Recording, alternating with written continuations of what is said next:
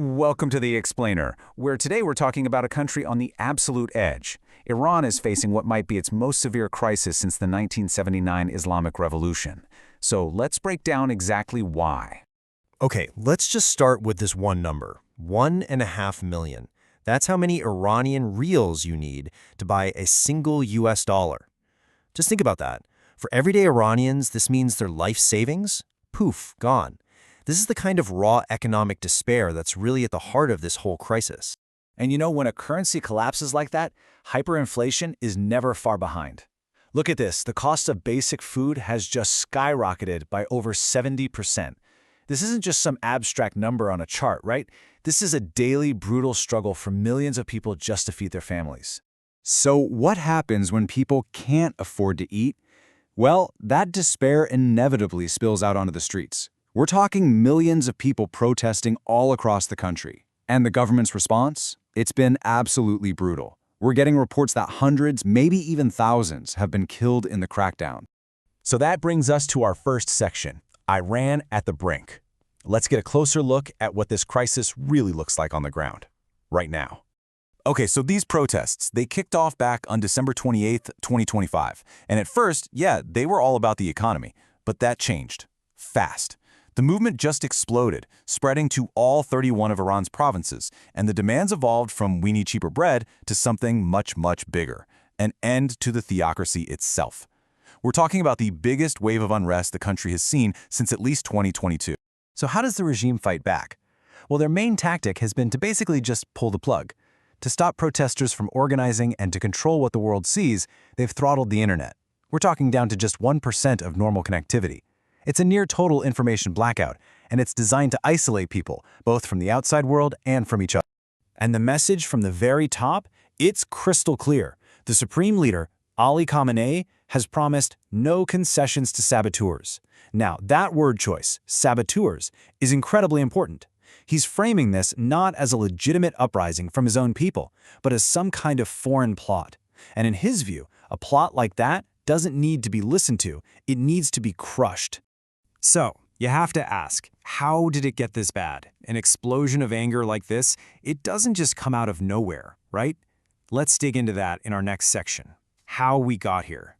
This timeline really lays it all out. You can see how the pressure has just been building and building for years. It's like a series of body blows.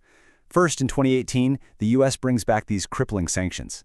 Then, in 2022, you have the huge woman life freedom movement, which exposed this massive social fracture.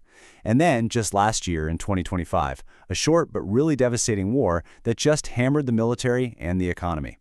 Each one of these events was another shock to the system, another ingredient in the powder keg that's now exploding.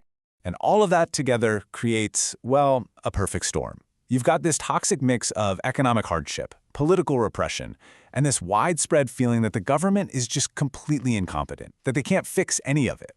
For a huge number of people, the system itself just feels fundamentally broken. Of course, a crisis this big doesn't just stay inside Iran's borders. It's become a global flashpoint. So let's zoom out for a minute and take a look at the international picture here. And the language coming out of Washington has been incredibly sharp. I mean, President Trump is using phrases like locked and loaded. That's not subtle.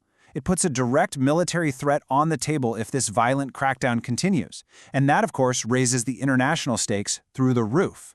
And what you end up with is this incredibly dangerous standoff. On one side, you've got the US applying what it calls maximum pressure. Sanctions, tariffs, military threats, the whole shebang. On the other side, Iran is projecting total defiance, saying it's ready for war, but also leaving the door just a tiny crack open for talks, but only on their terms, of course. It's a massive, high-stakes game of chicken, and the whole world is watching. So you've got all this pressure building up inside the country and all this tension on the outside. It all boils down to one single, crucial question. What happens next? Where does Iran possibly go from here? Well, experts are really looking at three main possibilities. Scenario one is regime survival. The government just uses brutal force and manages to crush the protests. Scenario two, escalation to a full-blown revolution. This is where the protests just keep growing until the regime itself starts to crack and eventually collapses. And then there's scenario three, geopolitical conflict. That's where an outside power like the US or Israel gets involved militarily, and this whole thing blows up into a much bigger regional war. Now, As much as people talk about revolution, most analysts think that, at least in the short term, that first scenario, regime survival, is probably the most likely. And here's why. The government has a really tight grip on its security forces. We're talking about groups like the Revolutionary Guard, who are completely invested in the system as it is. That gives the regime a huge and historically very effective advantage when it comes to just shutting down dissent. And that leaves us with the one question that's hanging over everything. Is this just another tragic wave of protests that will, in the end, be suppressed? Or is this different? Is this the real turning point, the moment that leads to a fundamental transformation of the country? We don't have the answer, because that answer is being written right now as we speak, in the streets of Iran, in the halls of power, and all around the world.